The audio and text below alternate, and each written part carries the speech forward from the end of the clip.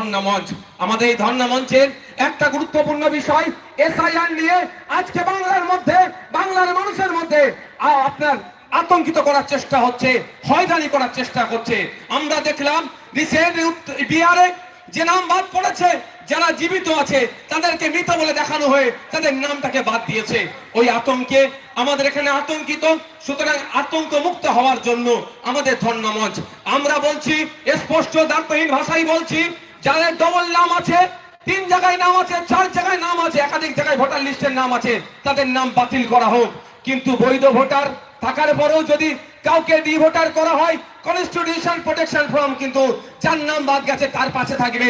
আর যে BL officer, booth level officer এর নামটা কেটেছে অবৈধভাবে বা ডি ভোটার করেছে, তার বিরুদ্ধে আইনি গণতান্ত্রিক প্রক্রিয়ায় লড়াই আমরা চালিয়ে যাব। সুতরাং আমাদের ধর্ণা মঞ্চ থেকে এই বার্তা যে এসআইআর নিয়ে যে ডি ভোটার করার কুচক্রী, সেটা বন্ধ করতে হবে। তাই বন্ধুগণ, এই নিয়ে আমাদের ধর্ণা মঞ্চ। আমাদের ধর্ণা মঞ্চের আগামীকাল রবিবার, পরশুদিন সোমবার আমরা 3টে জায়গায় ডেপুটেশন দিয়ে ধর্ণা মঞ্চ পরশুদিন এই ফেজের আমরা সমাপ্ত করব।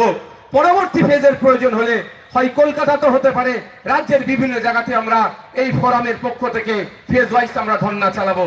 তাই আমরা সোমবারে আমরা নির্বাচন কমিশনে, কলকাতা ইলেকশন কমিশন অফ ইন্ডিয়ার যে অফিস কলকাতায় আছে, সিইও দপ্তর, সেখানে আমরা আমাদের মঞ্চের পক্ষ থেকে, ফোরামের পক্ষ থেকে আমরা ডেপুটেশন দেব।